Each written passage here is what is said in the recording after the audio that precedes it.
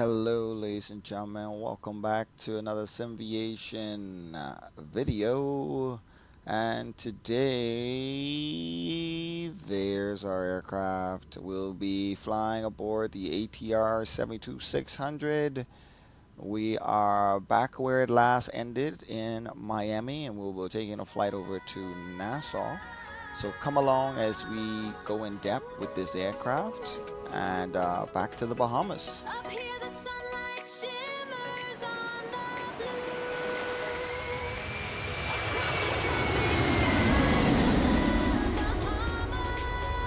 Alright, ladies and gentlemen, once again, welcome back to another Jetline Simviation video. We're here sitting in Miami International Airport at gate Gulf 8, I believe. This is actually the Bahamas Air gate. And unfortunately, we're going to be flying the ATR from Miami to Nassau. I personally prefer to have the 737, but whatever. We're going to be flying the ATR today. No! God, please, no! Now, this has been a renewed product from Asobo, so we're going to go through it. I'm going to let you guys know my thoughts on it. I have flown the ATR 600 series. I was on it for about 10 months or so. So I'm going to give you, like I said, just my personal opinion on it. We're going to start with the exterior. This is going to be broken down into a couple of parts, so maybe 2 parts. And like I said, we're going to go from here to Nassau. No one wants to sit around for all of that. So we're going to be skipping through some of that, but what is really important is getting to the functionality of the airplane. So first and foremost, we're just going to come to the back. We're going to open the door, and that's kinda how it opens. Yep. So that all looks okay. The exterior model on the aircraft looks really good. You can see they've put a lot of work into just making the wrinkles, the rivets, and everything, you know, really pop on the aircraft. So that's definitely a cool feature. We're gonna come around here to the side, and we got our side glass for emergency park and brake. And unfortunately, these here do not open. I know the finger's on it, but that would be to remove the chocks from the other side. So don't worry, we'll get that done here in a couple minutes. These are also compartments that are opened up during the walk around by the captain. The captain does the exterior while the first officer does the interior. That is standard. We come down here to the tires. These all look good, and the landing gear looks very realistic. It even has your landing gear servicing chart there, so that looks very nice. Your TAT probe on the side of the fuselage there, right lower the wing root. And the back here, we got our flap and our flap fairing. These all look good. We're going to go ahead, remove the covers. Okay, gonna walk down, and it all looks good. We have our markings for our flap indication, 15 and 30, and on the 42 it should be 15, 25, 35. So it's an additional setting on the 42 versus the 72. We got our aileron horn heat right here for icing. You got your nav light. These boots look really good. They stand out exactly how it is on the real aircraft. And this is your ice detector. That looks good as well. Coming to the side of the engine, this all looks good. Looks like Bahamas there too. A little bit of faded. The blue is a bit faded.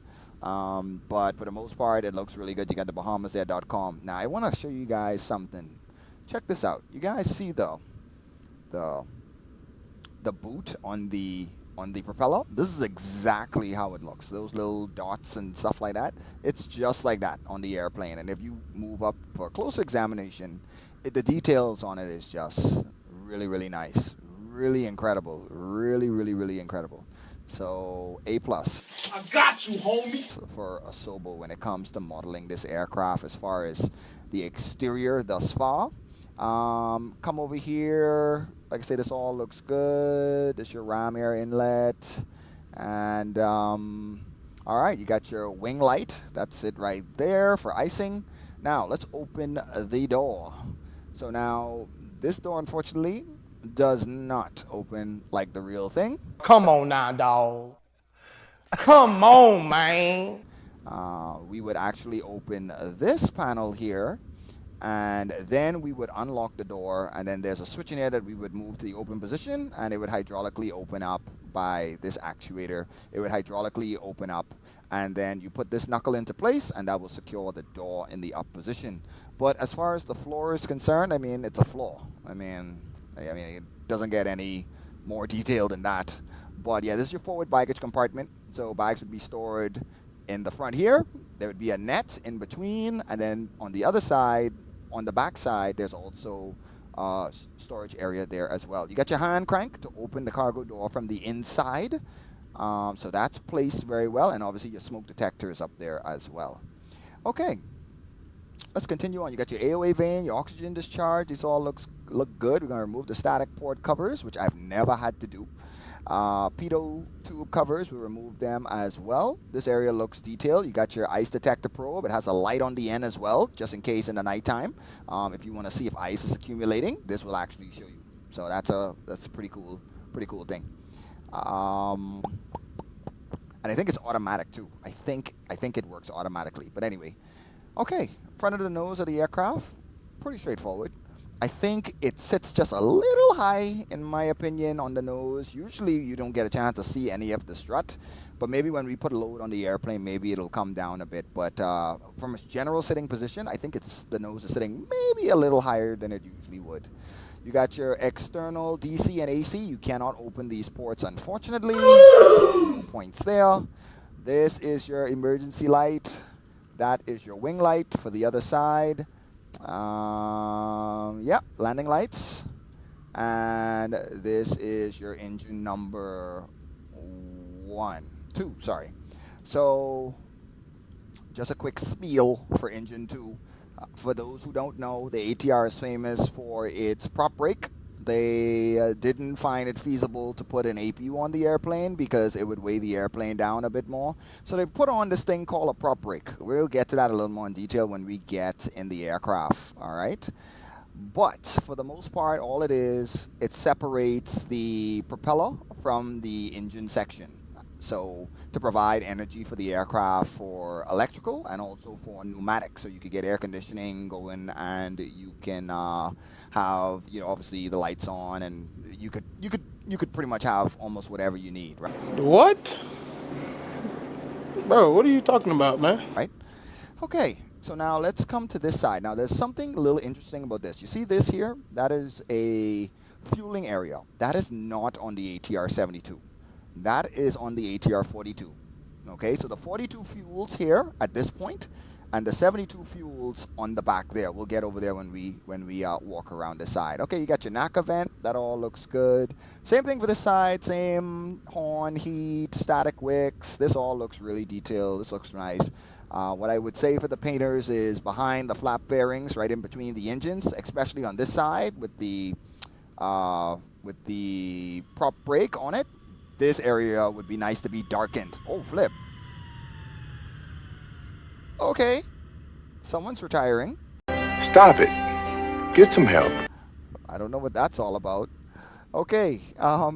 So we, yes. Okay. Yeah, so this area would be kind of burnt a bit. Not burnt, but it would be dark, obviously, from the engine running here, the heat, and these areas usually tend to get dark. So it'd be cool to kind of see this whole area kind of a little more dirty, but I think, that, like I said, that's a painter thing, so not something on Asobo. You got your TAT probe for the right side, and this would be your fueling port right here, guys. Okay, this is where the aircraft is fueled, all right? So unfortunately, once again, you can't open it. So a number of these compartments, really none of the compartments can open up except for the baggage areas. That's pretty much it. All right, so we're gonna go back this way. We got our rear door or service door. Okay, this is where they would put bags on from the back, and oops, sorry.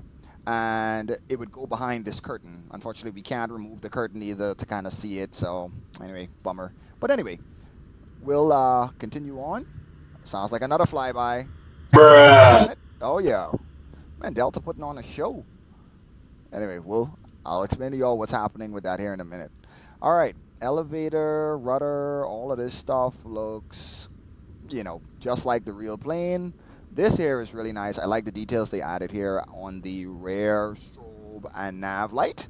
That is really, really nice. And they got obviously some dirt built in on it as well. So that's actually pretty cool. So yeah, good for them. Okay, so now we're gonna go on the airplane and we're gonna go to the front and we'll talk about our cockpit inspection. Help me! What? Wait a minute. Help me! Can we? Help me! Can we not get on the airplane this way? Can I? Okay, so we can't use physical stairs to get on the airplane, unfortunately. Oh, that sucks. Okay, so we'll do it the long way. Okay. All right, guys, welcome to the flight deck of the ATR 72600. And first and foremost, as you guys know, we would come into the flight deck through this door. And actually, let me actually show you guys how that works. Okay, so we got a locking mechanism right here. All right, but of course, when the plane is dead, the locking mechanism is not working. So we can simply just open the door. Okay, so in here, here's your baggage compartment. So like I said, over here would be baggage, and in the back here would also be baggage. Okay, all right, and then this door goes into the cabin. All right, so this. I'm a pancake. I'm a pancake. Do do do do do. I'm a pancake. Do do do do do do do do do do do do do do. I'm a pancake. Do do do do do do do do do do do do do do do. I'm a pancake. I'm a pancake. I'm a pancake. Do do do do do do. I'm a pancake. I'm a pancake. I'm a pancake. Do do do do do. I'm a pancake. Do do do do do do do do do do do do do do. I'm a pancake. Do do do do do do do do do do do do do. I'm a pancake. I'm a pancake. And I'm just going to show you guys, there's the lavatory, and unfortunately this does not open either. I thought this would have opened, but no, it does not open. Okay, so that's a bit unfortunate, and the galley area looks really good. There's nothing you could do here as well. There's nothing you can click on that works. Okay, all right, let's go back to the front. Actually, you know what, we could do this easier. Hello, there we go. All right, so first things first, I'm sorry, my controller is still connected to my flight controls, so I'll disengage that here in a minute. Okay, so first and foremost, we come into the flight deck, and like every airplane, you come in and you want to check out your emergency equipment. So we'll consider that done, all right? And then we look at our controls and confirm that they're all in the right position before we start the airplane up. So we are going to take a look. We got our parking brake is set. The control lock is off, so we'll put that on. That's important, obviously, if you haven't known yet, that if that's not on, you can't get the prop brake to come on, okay? Condition levers in the off position, flaps in the up position. We come to the landing gear is up, and then we come up to the wipers and we make sure that the wipers are off. All right, and that's pretty much it. So let's get into the captain's seat and let us begin our power up. So first things first, we're going to start with our battery master switch. So it's right here. We're going to move it to the on position. The on position. Now, this is supposed to go through a sequence of tests. This is all right, but down here is where it's not doing what it's supposed to do. All right, with that said, let me show you guys something. Power hooked up, but obviously we're not powered by it. So battery master on.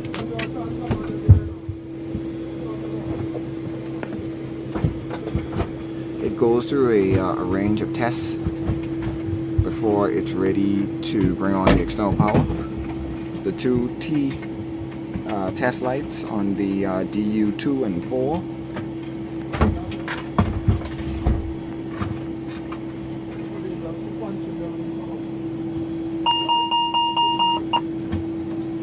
This is all part of the test prior to engaging the external power.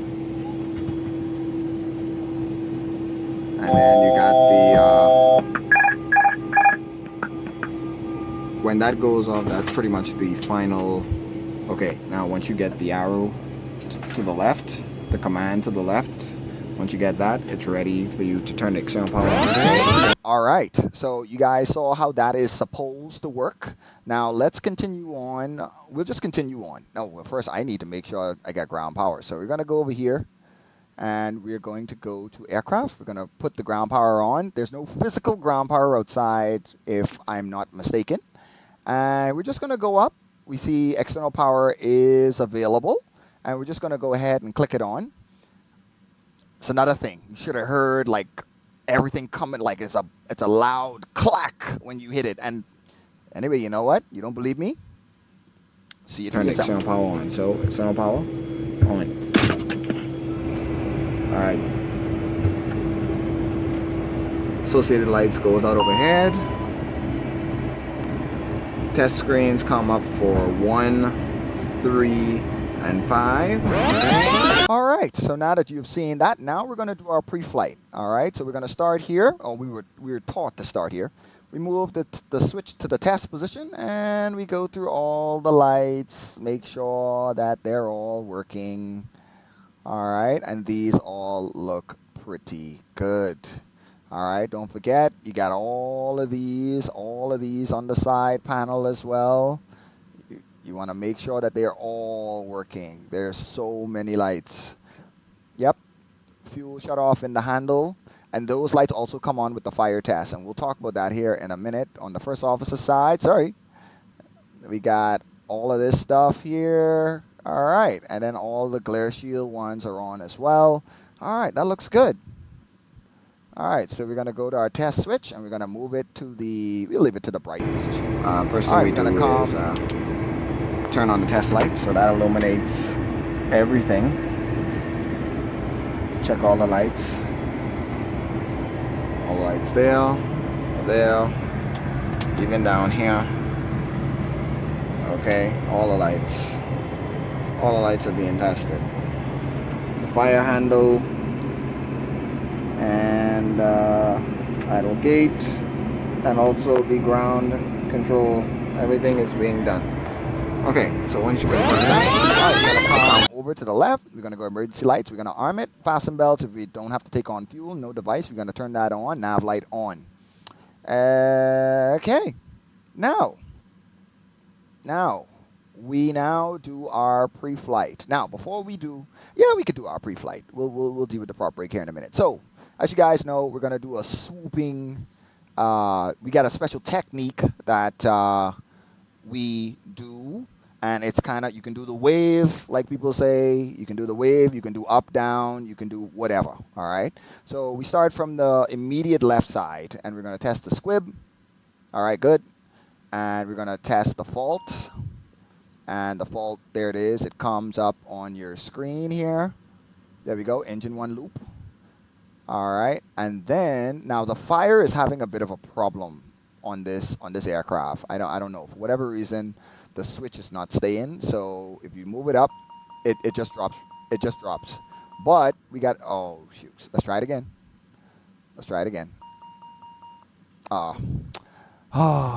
Okay, hold on, one more time. All right, so there we go. Engine 2 fire, master warning, master caution, and we were supposed to move the condition lever out of the cutoff position, and we would just move it slightly up, and then you would see the red lights in the handle. You guys saw that with the light test, so I don't need to show you that. MFCs, make sure those lights are out. Okay, fire. So there's a squib test, there's a fault test. You get fault, and you also get fault here, and you get loop there. Okay, let that go. And then you go to test the fire. So you get the fire handle, the master warning, you get engine fire, you get engine fire 1, and you would actually raise this handle out of the fuel cutoff spot, just slightly, and you go back, you do the fire again, and you get the red light. Take it back. Okay, good. So that's a good test for that fire for number 1. All right, nothing here to test. We go down here, just checking the SWAT switches on the door, and it says cabin is okay and the service door SWAT switches. All right, so you got your door lights here. So you push the button to test them that they're okay. Now let's do the fuel test. Now this is fairly simple. We're gonna bring up the fuel page so you guys can see what's happening here. And that's how you really should do it. You should really do it through this through the system. So we're gonna go here, hit system. All right. So right now, according to our fuel, they're both off. 2,500 pounds aside, and the cross feed's off. So now this is how we were taught. So here we go. So we're gonna go run. The fuel low pressure light will go out. We'll go cross feed. That should cut the fuel low pressure for the left side. And then we turn the left side to run, right? And if you come down here, you would see how both are on run, the cross feed's open, and both sides are supplying fuel, right? So now we're going to test, and we're going to turn the cross feed off. good. Make sure the cross feed's closed, and it is closed. All right, good. That is our fuel check, and we got our call. That's the famous horn for the ATR.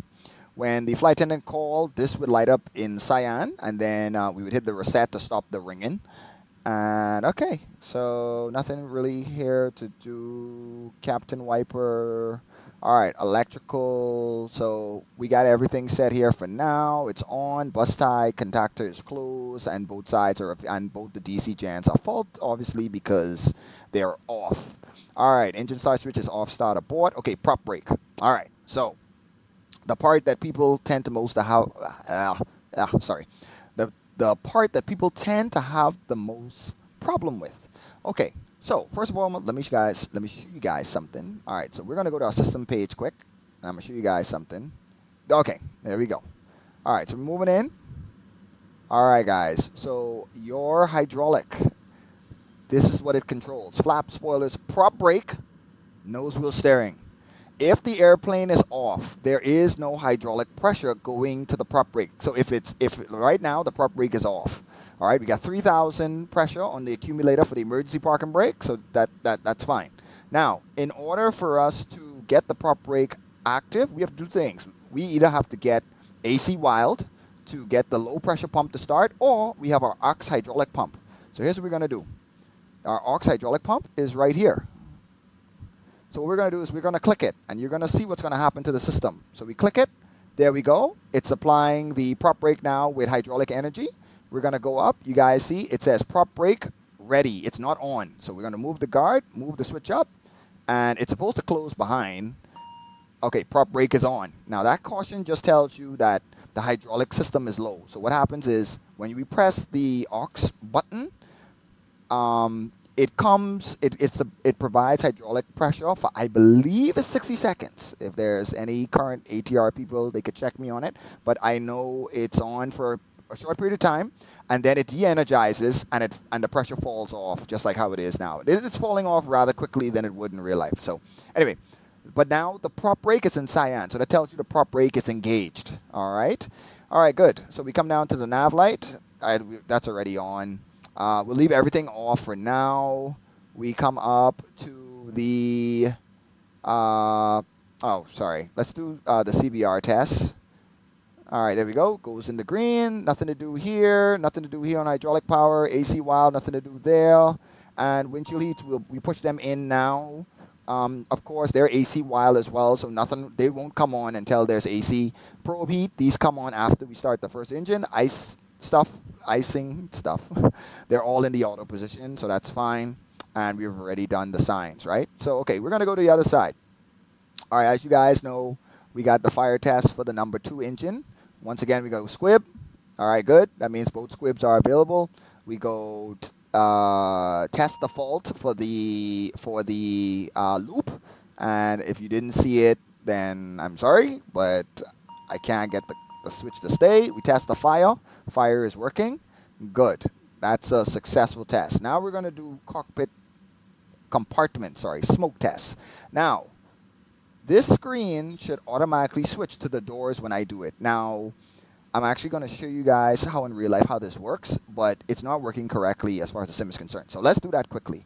So we're going to push it in, and obviously it's just, like I said, it's just detecting smoke. So let me show you guys what this one is going to do. Part of it is right. Okay, so there it is. So forward smoke, aft smoke, electric smoke. Now, it should have changed the system page. Let me see if I can get that up for you guys. Where is it? There it is. So let me do it again. Give me a sec. Let's do it one more time. Okay, there it is. Now, it should have something showing up on this screen, but I don't see it. But it's showing up here. Okay. All right, anyway, we'll cut away to show you guys what it really looks like. And then we check the smoke test. So I'm gonna hit that. Master warning. It illuminates. All right. So in order to get the air going again, because it shuts the air off, it closes all the valves. So there you go. now that you've been educated on the smoke detector, I'm sorry, on the smoke compartment test, what also happens is the exhaust fan shuts off, right? Obviously, because it doesn't want to throw the smoke around. Once there is smoke indicated, it shuts the fans off. So what we do is we go overboard. Now, when we go overboard, the horn comes on. This same horn here, that continues until you hit the button out and you clear it. All right. So that's how it's supposed to work. I assume you guys saw what that looked like already. I'm gonna go oxygen on, and these are fine, and the packs and the bleeds are pushed in and they're faulted, and that is fine. Okay, let's go to the center pedestal. I'm sorry, center console, kind of almost automation, whatever. Okay, so there's nothing to do here. We're gonna go down here though on our left side, and we're gonna test our APM. All right, and this is for, actually, let me do this quick. Okay, so we go APM. So now this tests our ice protection, right? The different levels of ice. What would be the best word for that? Tomorrow. I don't know. Call it ice warning protection.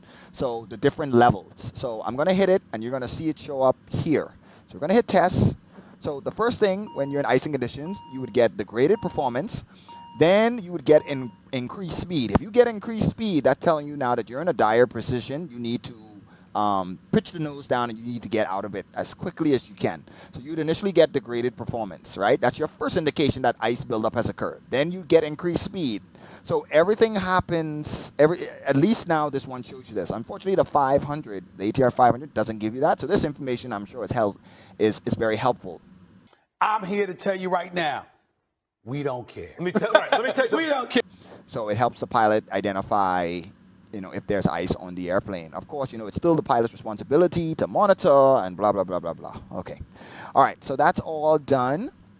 There's nothing to do over here right now. And this doesn't seem to be working at all, because there should be an indication in here.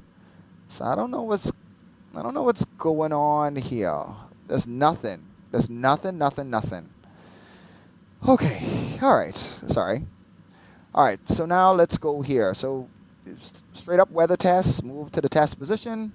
You're gonna go to your ND screen on both sides. Yep. You got the colors showing up. Okay. Good.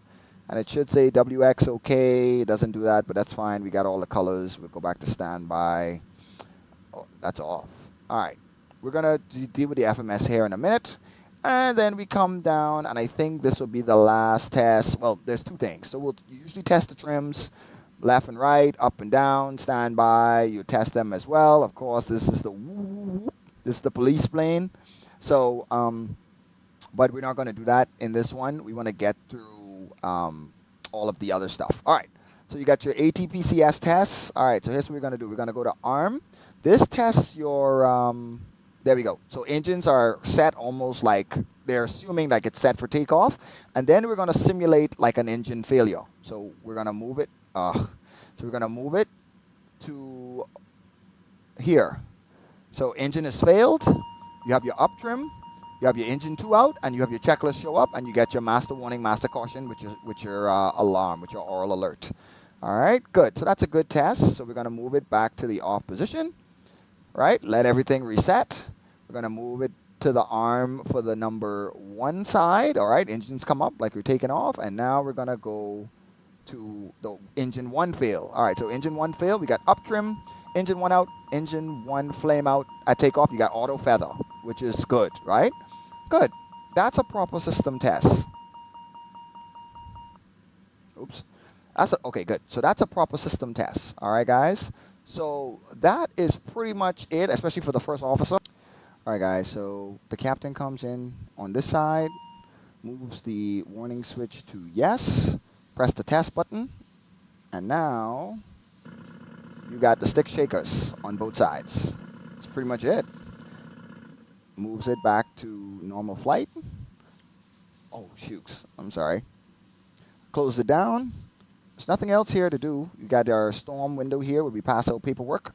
where we pass out paperwork. There it is. Get some cool air in because this airplane is rather warm. And then we also do our PFD displays, like we make sure that it will switch. So I'm just gonna move this yoke for 2 seconds. All right, so we're watching this screen. So here we go. Yep, so there's PFD, engine warning display, and then back to MFD. So that's it. So that's it. On the right side is pretty much I don't think there's anything different. There's the switching of the panels over on his or her side, and yeah, we don't open this panel, what I remember. Check the display over here quickly. Okay, there we go. There we go. MF back to MFD. All right, there we go. So guys, that is the interior pre-flight for the ATR 72600, and this concludes part 1. So come back again and join us for part 2, where we'll deal with the FMS setup, and we'll taxi out, we'll get you guys airborne, and we're gonna go for a flight, like I said, back into the Bahamas. So thanks once again. If you like the content, please definitely like and subscribe, and I'll see you in the next one.